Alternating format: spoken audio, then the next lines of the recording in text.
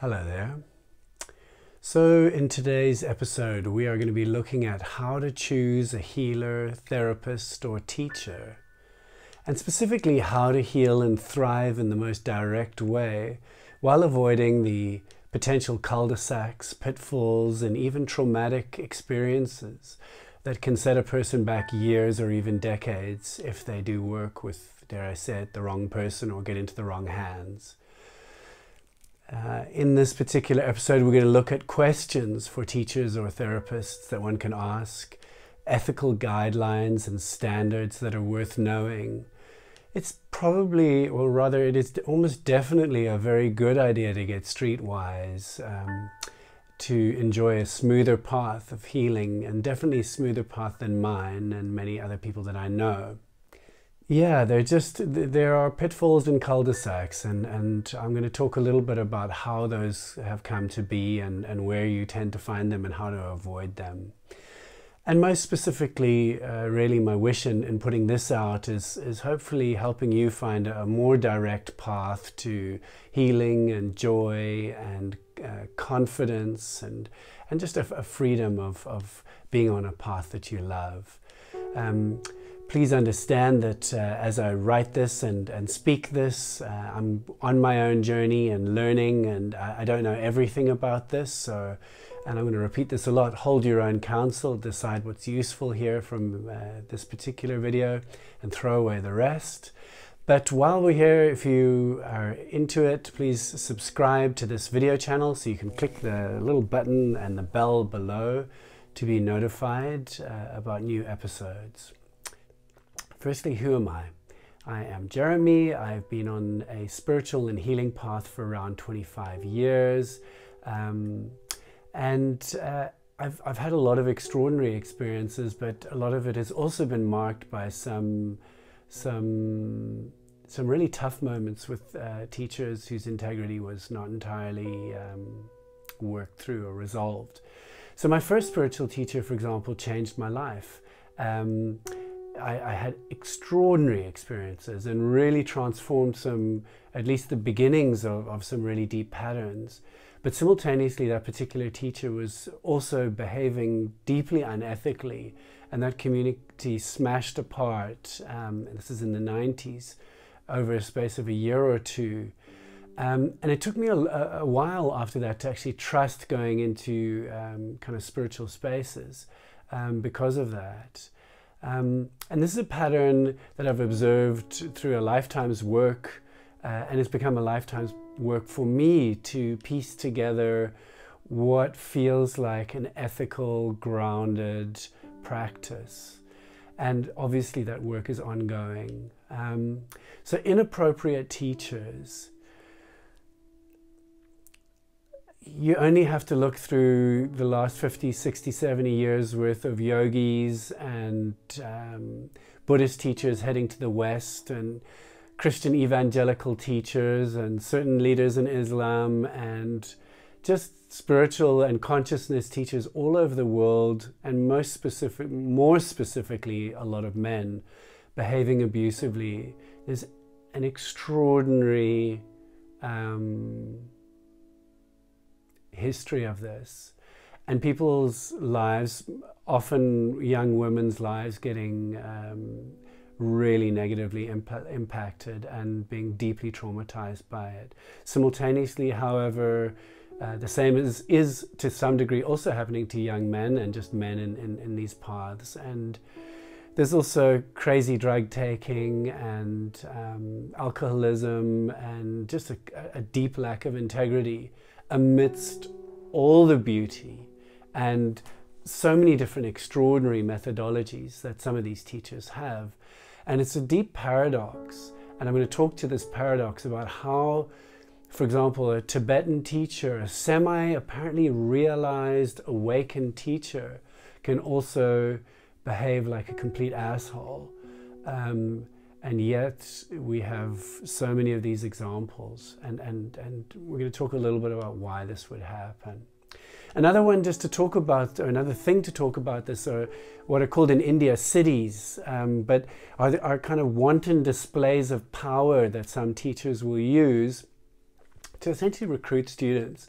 And as teachers become more awake and open, they can frequently see, you could call it almost see into their students' shadow or weaknesses or fears, and then demonstrate powerful psychicness, powers of observation, whatever you want to call it, and thereby recruit students who then believe that their teacher knows more than they do and is more powerful than they are.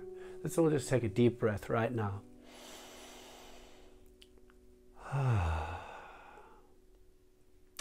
So we don't want to throw the baby out with the bathwater. They're beautiful teachings, but getting streetwise about this and looking through the cities or the acts of power or the apparent devastating wisdom or just the beautiful white outfits and the turban and the beard and, you know, the speaking very slowly and a whole bunch of things that then just signal, oh, I feel peaceful and safe with this person. But wait, there's more. Okay, so I stumbled over the last few years on an organization in the States, the United States, called the Association of Spiritual Integrity. I think this is really worth having a look at for everyone who's watching this, if you're not a member already. There's a link in the description below. The ASI really looks at teachers and healers and sets up a code of ethics that is absolutely worth subscribing to and paying attention to. You know, amongst other things, it says, teachers, please just stop making yourself the special one, the special channel of energy, the unique source of any kind of teaching, because you're just not. And the sexual, monetary, and many other boundaries that should be in place with teachers. And I'm not saying I've got all of this right at all. I'm just saying the ASI is a really good place to start introspection from. Simultaneously, they also look at as a person on a path, as a student or as a client, both what you should expect, but also some boundaries and guidelines for each of us on a path to look at. And I just want to really speak to one thing in particular that I found really fascinating. They spoke of a kind of a triad of responsibility within one's own healing path. And the one thing is that we can't just heal at a spiritual level. This kind of notion that we can awaken and get spiritualized and astrologize and tantra and all the things and meditate, it's not enough at all. So spiritual, it's a beautiful thing to do all of that. But simultaneously, we've got to be working at the level of our trauma. That was the second leg. And the third was working through our developmental trauma. In other words, what happened to us when we were developing and as a small person. And ignoring one of these legs can be very dangerous. And I think that's part of what then played out with, say, yogic or Buddhist teachers going to the West, is frequently developmental wounding and trauma hadn't been dealt with. And so we had highly awake, really fascinating, evolved human beings who somewhere in the downstairs department were sometimes emotionally adolescent, severely dysfunctional, and very damaged, actually, and then acting out on that damage. And it's a really tough territory, and there are a lot of people who have suffered from severe abuse from this. So this is just a call to be streetwise and in all spiritual communities. Just because someone is wearing a white robes and has a beard doesn't mean that that they're a safe person to be around. So yeah, I think that's about as much as I'm going to say about it. There are beautiful, profound teachers, there are beautiful, profound therapists, and it's just a question of finding one that you feel safe with and you feel like working with. But the kinds of questions and principles and guidelines mentioned by the ASI, I think, are really, really useful to follow. They just help you hold your own counsel. And the idea is to really sit in your body, feeling your feelings and following your gut as you interact with anyone in any spiritual healing community or therapy session. Speaking from personal experience, I know how easy it is to hand over power to one's therapist or teacher. And a good therapist will keep reminding you that it's you, it's you, it's you. Just stay, you know, it's your work. It's not about me being some powerful healer that's here to fix you. It's you and your body healing itself. Yeah, I think that's enough said on that. I think one principle that's really good to think about is the idea of supervision. That it's good to know if your healer or teacher is in supervision, and what that means is that they are regularly seeing their therapist in order, or their mentor or whatever it is, in order to work through any transference and counter-transference issues. That's, in other words, stuff happening between them and their clients, plus to keep on working on their own stuff. And my favorite teachers are generally in supervision because they are avoiding that trap of thinking that they've got it and that they're enlightened and that they've finished working on their stuff, that there's someone calling them on their shit. They've got to be checks and balances. Okay, deep breath. So another aspect that I'm going to put forward is I think it's really useful, if you can afford it, to do one-on-one work and to do regular one-on-one work. Some of my favorite teachers are in weekly supervision sessions. My personal secret sauce is to keep on attending and receiving one-on-one sessions from a qualified and powerful and clear, high-integrity practitioner. So I'm a huge proponent of one-on-one sessions and receiving them, and obviously I give them, but that's not what this is about. So, as I've said, it's really for me about holding your own authority and never handing over power to whoever your teacher is. And the thing is that if a teacher does start putting themselves out as this extraordinary, unique channel of energy, it can be very seductive. And when you see how powerful they are and they sit in their body and they sit in their being because they've done a lot of work, they can be very seductive for us to hand over power. I've done it multiple times, so I know exactly how to make this mistake, really. Yeah. I also want to say, as a way of holding your own counsel, doing somatic work of sitting more deeply in the body is really useful.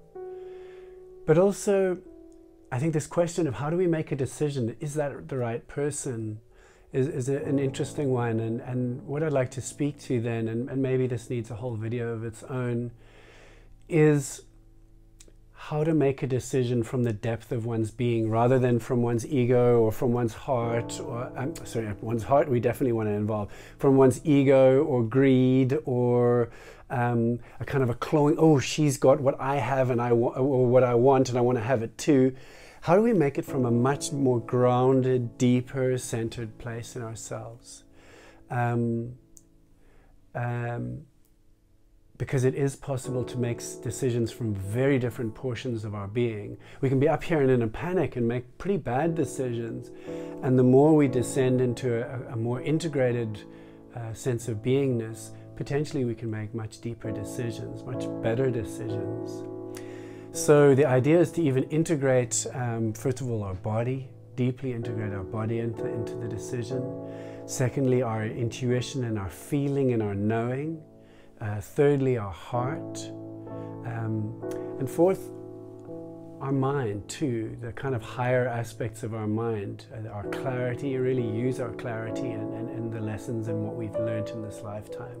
But to be integrated through our whole being, making that decision.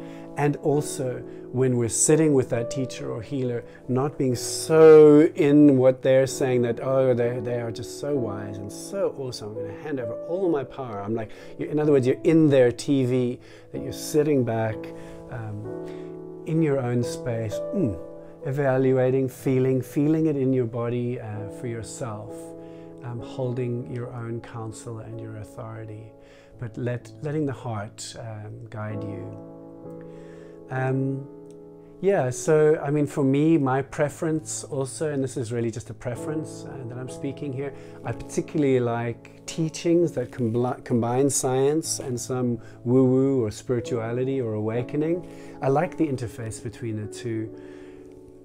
The thousands of years worth of spiritual history and sitting in caves, dialing into fine detail of our consciousness that's way beyond the thinking mind, is absolutely priceless wisdom.